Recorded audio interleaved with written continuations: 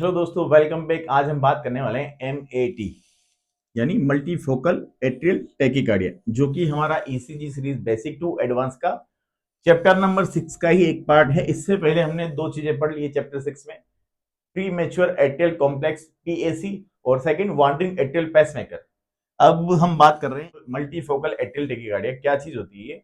तो ये एक तरह की एट्रियल रिदम है। जो रिदम एट्रिया से जनरेट होती है उसको एट्रियल रिदम कहते हैं। तो एट्रिया से तो हमारा साइनस रिदम भी जनरेट होता है, बट साइनस रिदम जो होता है वो एसए नोड से जनरेट होता है। बाकी एसए नोड के अलावा कहीं और किसी एक्टोपिक पेसमेकर से या किसी फोकल रीजन से या एक्टोपिक फोकस या फोकाई से किसी भी एबनॉर्मल टिश्यू से एसए नोड को छोड़ के अगर कोई रिदम जनरेट हो रही है तो वो एट्रियल रिदम है।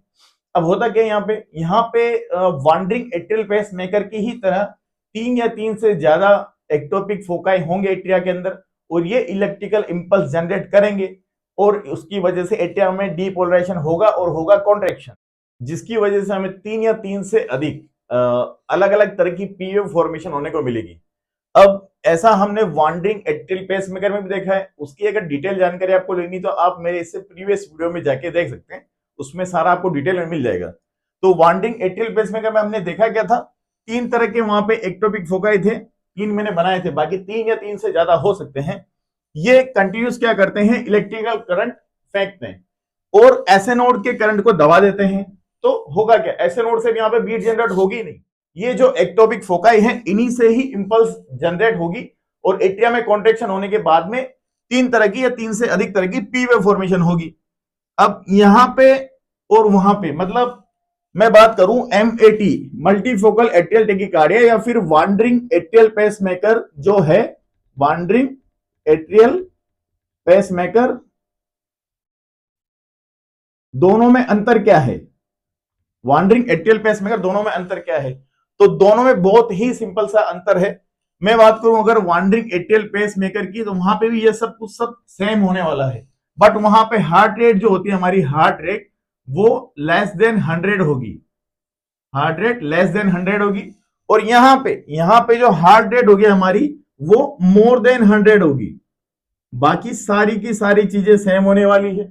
जैसे मैंने एक हार्ट का इलेक्ट्रिकल कंडक्शन सिस्टम बनाया, वही SA node, internodal pathway, then AB node, bundle branch, Purkinje fibres, वो सब, और एक्टोपिक फोकस जो है वो हमारे बना रखे हैं। ये इलेक्ट्रिकल इंपल्स को जनरेट करेंगे और इलेक्ट्रिकल एक्टिविटी से क्या होगा, एट्रिया में डीपोलराइजेशन और अलग अलग तरह की पीवेव बनेगी। कभी तो पीवेव सीधी बन सकती है, कभी पीवेव उल्टी बन सकती है, कभी पीवेव बाइफेजिक ऐसे बन सकती है, कभी इस तरह से बाइफेजिक बन सकती है, कभी इस तरह की बन सकती है। तो पी वेव की मल्टीपल मॉर्फोलॉजी देखने को मिलेगी और दिखेगा साथ में टैकीकार्डिया। या मैं बिल्कुल सिंपल लैंग्वेज में बोलूं MAT क्या होता है, तो MAT होता है wandering atrial pacemaker plus tachycardia, wandering atrial pacemaker plus tachycardia, ये होता है हमारा MAT। तो बात करते हैं इसके कारण की, कारण क्या हो सकते हैं। तो कोई भी क्रोनिक लंग पैथोलॉजी, लंग्स की कोई भी लंबे टाइम से होने वाली रहने वाली बीमारी, जैसे कि एम्फाइसीमा, जैसे कि क्रोनिक ऑब्स्ट्रक्टिव पल्मोनरी डिजीज, जैसे कि कोई फाइब्रोसिस हो गया है, जैसे कि कोई लंग्स डैमेज हो चुके हैं पूरी तरीके से, ILD हो सकता है, कोई भी लंग पैथोलॉजी जो लंबे टाइम से बनी हुई है। अब हार्ट का काम क्या है, हार्ट का काम है राइट साइड के जो चेंबर्स है, वेंट्रिकल है राइट साइड का, वहां से पल्मोनरी आर्टरी के थ्रू ब्लड को लंग्स में पहुंचाना, ताकि वहां पे ब्लड का ऑक्सीजनेशन हो सके। बट ये क्रोनिक लंग पैथोलॉजी जो रहेंगी, इनकी वजह से ये प्रोसेस जो होगा वो प्रॉपरली हो ही नहीं पाएगा, क्योंकि लंग यहाँ पे डैमेज हो रखे हैं और वो ब्लड को रेजिस्टेंस करेंगे, वो ब्लड को वहां तक आने से रोकेंगे, जिसकी वजह से ब्लड पे बैक प्रेशर जनरेट होगा और बैक प्रेशर जनरेट होने से पल्मोनरी आर्टरी के अंदर हाइपरटेंशन जनरेट होगा, जिसकी वजह से राइट साइड के वेंट्रिकल के ऊपर प्रेशर बढ़ेगा, उसकी हाइपरट्रोफी हो जाएगी और उसकी वजह से राइट साइड के एट्रियम के ऊपर प्रेशर बढ़ेगा और वो डैमेज होगा। तो कुल मिला के कोर पल्मोनल जो राइट साइड का हार्ट फेलियर है, उसका जो सबसे मेजर कोज है वो है chronic lung pathology, emphysema, COPD, fibrosis, ILD, कुछ भी हो सकता है। इसकी वजह से क्या होगा, राइट साइड का जो एट्रियम है उसमें डैमेज होने की वजह से एबनॉर्मल टिश्यूज के क्लस्टर बन जाए, जो कि एक्टोपिक फोकाई की तरह काम करेंगे, एक्टोपिक फोकस की तरह काम करेंगे और इलेक्ट्रिकल एक्टिविटी जनरेट करेंगे, इलेक्ट्रिकल इंपल्स जनरेट करेंगे और एट्रिया में कॉन्ट्रेक्शन करवाएंगे। अब हम बात करते हैं और दूसरे कारण की, तो दूसरा कारण मैंने लिख दिया यहाँ पर CHF यानी कंजस्टिव हार्ट फेलियर। अब इसमें क्या है साहब, यहां पे हार्ट फेलियर हो जाने की वजह से होगा क्या, अब जो लेफ्ट वेंट्रिकल ब्लड को बॉडी में पंप कर रहा था वो प्रॉपर्ली पंप नहीं कर पाएगा, तो होगा क्या, ब्लड का बैक की तरफ प्रेशर लगेगा। तो ब्लड जो हमारा ये 4 चेंबर का हार्ट मैंने बनाया है, यहां से ब्लड पीछे की तरफ प्रेशर पड़ेगा, फिर ये जो प्रेशर है यहां से लेफ्ट एट्रियम का वो लंग्स के ऊपर पड़ेगा, और लंग्स के ऊपर ये प्रेशर पड़ने की वजह से ये आएगा लंग्स का प्रेशर हमारा राइट साइड के वेंट्रिकल पे और फिर राइट साइड के एट्रियम पे। तो CHF की कंडीशन में यहां लेफ्ट वेंट्रिकल से प्रॉपरली ब्लड जो इजेक्ट नहीं हो पा रहा है, उसकी वजह से बेक फ्लो जैसा पैटर्न एक बन रहा है, और लेफ्ट एट्रियम, राइट वेंट्रिकल और राइट एट्रियम इन पे प्रेशर पड़ेगा अच्छा खासा, और इसी की वजह से जो ये लंग्स हैं इनके अंदर भी पानी भर जाएगा। लंग्स के अंदर क्या होगा, पानी भर जाएगा, जिसको हम क्या बोलते हैं, पल्मोनरी एडिमा। बट हम वो बात नहीं कर रहे हैं, अभी हम बात कर रहे हैं हमारे यहाँ पे reason of MAT, multifocal atrial tachycardia. तो इसकी वजह से होगा कि हम देख रहे हैं यहाँ पे ये जो तीनों चेंबर हैं इनके ऊपर स्ट्रेस आ रहा है, इनके ऊपर दबाव पड़ रहा है, तो इसकी वजह से ये चेंबर खराब होंगे, और उसकी वजह से होगा क्या, वो एक्टोपिक फोकस है उनका ओरिजिन हो जाएगा। अगली बात करें, मिट्रल वॉल स्टेनोसिस या mitral regurgitation. Mitral valve stenosis हमें कहां देखने को मिलता है, तो वो देखने को मिलता है हमें RHD, रोमेटिक हार्ट डिजीज के अंदर हमें मिट्रल वॉल स्टेनोसिस देखने को मिलता है। और इको में कैसे फाइंड आउट होता है कि RHD है, तो मिट्रल वॉल स्टेनोसिस में हमें दिखेगा एंटीरियर और पोस्टीरियर जो मिट्रल लीफलेट्स हैं उनपे क्या हो जाएगी, थिकनेस, जिसकी वजह से प्रॉपरली जो मिट्रल वॉल्व है वो खुल नहीं पाएगा, स्टेनोसिस हो जाएगा, सिकुड़ जाएगा। ये बात करी हमने RHD की। तो मिट्रल स्टेनोसिस का कारण क्या था, RHD, और इसकी वजह से, स्टेनोसिस की वजह से क्या होगा, जो लेफ्ट साइड का एट्रियम है उसके ऊपर प्रेशर पड़ेगा, उसकी वजह से वो डैमेज होगा, डैमेज होने से वहां पे एक्टोपिक फोकस का ओरिजिन होगा। अगली बात, mitral valve regurgitation. Mitral valve regurgitation में भी यही होगा, रिगर्जिटेशन होने की वजह से जो लेफ्ट साइड का एट्रियम है वो डैमेज होगा और जो एक्टोपिक फोकस है उनका ओरिजिन होगा। या फिर हम बात करें मायोकार्डियल इंफार्क्शन, इस्चीमिया, कार्डियोमायोपैथी, वो सब कारण जिनकी वजह से मायोकार्डियम डैमेज होती है, उन सब से क्या होगा, एक्टोपिक फोकस या एक्टोपिक फोकाई जो हैं वो फॉर्मेशन होंगे और इलेक्ट्रिकल इंपल्स जनरेट करेंगे। कोर पल्मोनल और CHF की बात आई गई है तो एक बार इनकी कहानी देख लेते हैं। कोर पल्मोनल होता क्या है, कोर पल्मोनल यानी राइट साइड का हार्ट फेलियर। क्यों राइट साइड का हार्ट फेल हो गया, काम करते करते राइट साइड के हार्ट के ऊपर बहुत ज्यादा प्रेशर पड़ा तभी वो फेल हुआ। तो क्यों प्रेशर पड़ा, तो एक बार देखते हैं यहां से सारी कहानी। ये लंग डैमेज लंग है, मैंने यहाँ पे डैमेज लंग ड्रॉ किए हुए। कारण क्या डैमेज लंग होने का, तो कोई भी chronic lung pathology, for example COPD, और इसके अलावा कुछ भी हो सकता है। लंबे टाइम से जो लंग्स की बीमारी है उसकी वजह से जो लंग क्या है वो डैमेज हो गए हैं। जैसे मान लो कि फाइब्रोसिस हो गया हो, COPD हो गया हो, एम्फाइसेमा हो, ILD हो, कोई ट्यूमर हो, कुछ भी हो, उसकी वजह से क्या होगा, जो राइट साइड का वेंट्रिकल है हमारा, उसको लंग्स में ब्लड फेंकने में ज्यादा फोर्स लगाना पड़ेगा, ज्यादा पावर लगानी पड़ेगी, ज्यादा ताकत लगानी पड़ेगी। ज्यादा ताकत लगानी पड़ेगी तो क्या होगा, ज्यादा ताकत लगाने की वजह से खुद की जो उसकी मसल्स हैं मायोकार्डियम में वो साइज में ग्रो कर जाएगी, साइज में ग्रो करके हाइपरट्रोफी हो जाएगी, राइट वेंट्रिकल हाइपरट्रोफी हो जाएगा यहाँ पे। और राइट वेंट्रिकल हाइपरट्रोफी होगा, राइट वेंट्रिकल के ऊपर जोर पड़ रहा है बहुत ज्यादा, तो राइट एट्रियम पे भी जोर पड़ेगा, राइट एट्रियम की भी हाइपरट्रोफी हो जाएगी, राइट एट्रियम भी डैमेज होगा। और राइट एट्रियम के डैमेज होने की ही वजह से वहां पे एब्नॉर्मल टिश्यूज के क्लस्टर बन जाएंगे, मायोकार्डियम के क्लस्टर बन जाएंगे, जिनको हम एक्टोपिक पेसमेकर या एक्टोपिक फोकाई बोलते हैं। तो ये मैंने बोल दिया एकदम से शॉर्ट में। अब एक बार देख लेता हूं डिटेल में। तो मैंने बनाया यहाँ पे डैमेज लंग, कारण क्या है इसका, क्रोनिक लंग डिजीज, जैसे फॉर एग्जांपल COPD। अब यहाँ पे लंग का जो है एक मैंने छोटा सा टुकड़ा ले लिया है, एल्वियोलाई, बिल्कुल जो एल्वियोलाई मैंने यहाँ पे डैमेज्ड एल्वियोलाई बनाए हुए हैं। ये इधर से जो आ रही है वो पल्मोनरी आर्ट्रियोल है जो हमारा CO2 वाला ब्लड ला रही है, और जो लेके जा रही है वो पल्मोनरी वेन्यूल है जो O2 वाला ब्लड लेके जा रही है। अब जो लंग डैमेज है ऑलरेडी क्रोनिक लंग डिजीज की वजह से, वहां पे क्या होगा, O2 जो है वो कम है, मतलब जो सांस ले रहे हैं हम, सांस में दिक्कत तो रहती है पेशेंट को पहले से ही, तो अंदर जो सांस ले रहे हैं तो O2 भी कम रहेगा। O2 कम है यहाँ पे और CO2 O2 के कंपेरिजन में ज्यादा है। ये COPD का एग्जाम्पल मैंने जो लिया है, तो CO2 अंदर भरी हुई है, O2 उसके कंपेरिजन में कम है, ये एल्वोलाइज है। और ये जो चारों तरफ मैंने ये गुच्छा सा बना रखा है, ये कैपिलरी नेटवर्क बनाया मैंने, कैपिलरी का नेटवर्क अराउंड द एल्वोलाइज, जो उसमें आर्ट्रियोल और वेन्यूल उनकी कैपिलरीज है। अब यहां पे बात करें साहब, जब सांस में दिक्कत होगी, लंग्स में ऑक्सीजन कम पहुंच रहा है, प्रॉपरली सांस लेने में नहीं आ रहा है पेशेंट को, तो क्या होगा, लंग्स में ऑक्सीजन भी कम जाएगी, तो होगा क्या, हाइपोक्सिया।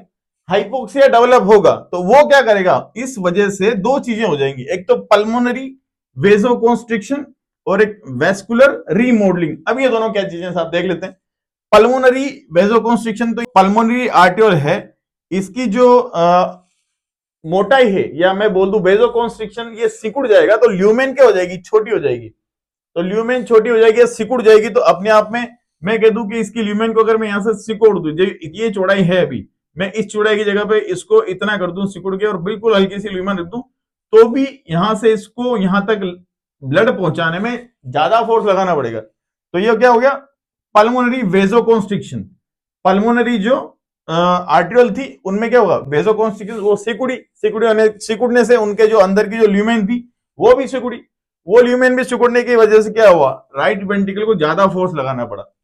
अब ये ज्यादा फोर्स लगाएगा, और ये लंग पहले से बीमार है ही सही, ज्यादा फोर्स लगाने की वजह से धीरे धीरे क्या होगा, यहाँ पे वेस्कुलर रीमॉडलिंग होने लगेगा।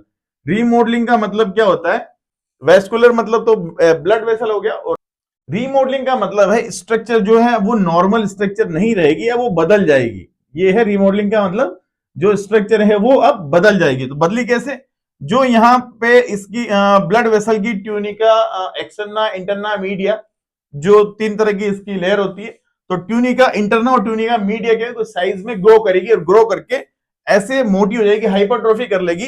तो ये अब यहाँ पे परमानेंटली वेजोकॉन्स्ट्रिक्शन, परमानेंटली क्या हुआ है, ब्लड वेसल की ल्यूमेन सिकुड़ गई है।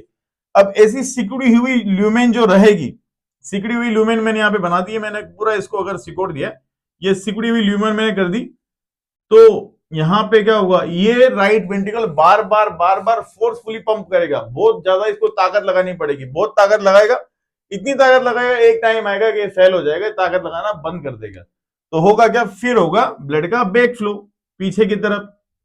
अब ब्लड ऐसा नहीं कि ब्लड उल्टी दिशा में बह रहा है, ऐसा नहीं है, ब्लड पे क्या हो रहा है, बैक प्रेशर पड़ रहा है, बैक प्रेशर की वजह से ये पहले बता दिया कि राइट वेंट्रिकल की हाइपरट्रोफी होगी, उसकी वजह से राइट एट्रियम की हाइपरट्रोफी हो जाएगी, उसकी वजह से अब ये सुपीरियर वेना केवा और इंफीरियर वेना केवा, इनमें भी जो है ब्लड का बैक फ्लो रहेगा, या फिर हम बोलें कि जो है बैकवर्ड डायरेक्शन में जो है फोर्स रहेगा, जिसकी वजह से अगर मैं बात करूं ऊपर की तरफ सुपीरियर वेना केवा, तो जो एक्सटर्नल जुगुलर वेन है हमारी वो फूल जाएगी, मोटी हो जाएगी।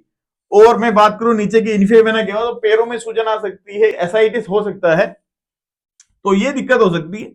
आगे देखे तो मैंने क्या लिखा हुआ है, जो पल्मोनरी वेजोकॉन्स्ट्रिक्शन और वेस्कुलर रीमॉडलिंग है, उसके आगे मैंने लिखा है आर्टेरियल की जो ल्यूमेन है वो सिकुड़ जाएगी, जो बात मैंने भी आपको बताई, सिकुड़ने से इसको ज्यादा फोर्स लगाना पड़ेगा। यहाँ पे क्या बता रखा है, यहाँ पे पल्मोनरी ट्रंक बता रखी है राइट वेंट्रिकल से निकलती हुई, और यहाँ पे लिखा है मैंने इंक्रीज प्रेशर, पल्मोनरी ट्रंक या पल्मोनरी आर्टरी में जो है प्रेशर जो इंक्रीज हुआ, अब उसको क्या बोलेंगे, उसको बोलते हैं हम PAH, pulmonary arterial hypertension, pulmonary arterial hypertension उसको हम बोलेंगे।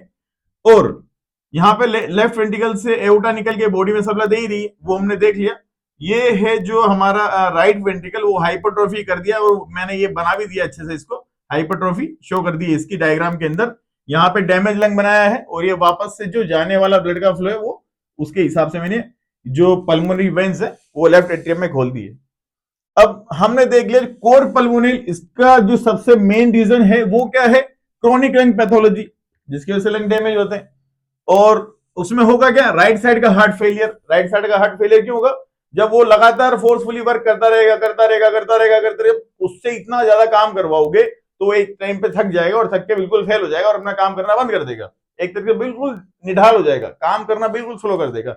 तो यही राइट साइडेड हार्ट फेलियर है, इसी की वजह से राइट वेंट्रिकल और राइट एट्रियम जो है वो डैमेज हो रहे हैं। और राइट एट्रियम के डैमेज होने से हुआ क्या, एक्टोपिक फोकाई बनेंगे और MAT होगा। तो हम पढ़ रहे हैं अभी MAT।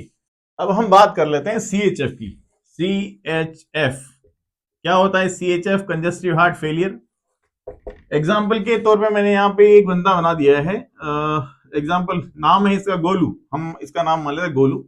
ये जो गोलू है ये बहुत ज्यादा स्मोकिंग करता था या फिर टोबैको यूज कर रहा था, निकोटिन की वजह से इसको हो गया क्या सीएडी यानी कोरोनरी आर्टरी डिजीज, या हो गया इसको एमआई, एग्जाम्पल के तौर पे एंट्रियोल एमआई हो गया हो, या फिर कोई अदर कार्डिक पैथोलॉजी, कोई भी कार्डिक पैथोलॉजी जिसकी वजह से होगा क्या, इसका पेशेंट का जो होगा वो लेफ्ट वेंट्रिकल जो है वो कमजोर हो जाएगा, लेफ्ट वेंट्रिकल कमजोर हो जाएगा।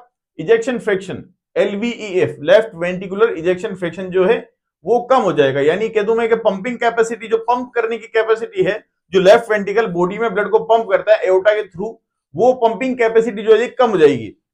वो जो पंपिंग कैपेसिटी होगी वो कम हो जाएगी। पंपिंग कैपेसिटी कम हो जाने की वजह से क्या होगा, अब धीरे धीरे धीरे धीरे क्या होगा, ये जो लेफ्ट वेंट्रिकल है इसकी पंपिंग कैपेसिटी कम हो गई है, तो ये बॉडी में उतना ब्लड पंप नहीं कर पा रहा है जितना पहले ये करता था। अब ये बॉडी में नॉर्मल से कम ब्लड पंप कर रहा है, तो उससे होगा क्या, उससे क्या होगा, जो बचा हुआ ब्लड है वो पीछे की तरफ प्रेशर लगेगा ब्लड पे, पीछे की तरफ। और इधर वीनस रिटर्न आ रहा है कहां से, सुपीरियर वेना केवा और इंफीरियर वेना केवा से साहब। तो एक तो ये चीज हो गई कि हार्ट ये जो है इसका कमजोर हो गया लेफ्ट वेंट्रिकल, उसकी वजह से प्रॉपरली वहां पे ब्लड पंप नहीं कर पा रहा है, तो ब्लड जो है उसका पीछे की तरफ एक प्रेशर बना हुआ है, तो पीछे की तरफ प्रेशर बना हुआ है, तो प्रेशर कहां तक आ गया, ये लंग्स तक, लंग्स में प्रेशर बना हुआ है। दूसरी बात, जो सुपीरियर वेना केवा और इंफीरियर वेना केवा से ब्लड आ रहा है वो राइट एट्रियम के थ्रू राइट वेंट्रिकल और फिर पल्मोनरी आर्टरी से दोनों लंग्स में। अब होगा क्या, उधर से भी बैक प्रेशर और इधर से जो है ब्लड का प्रेशर।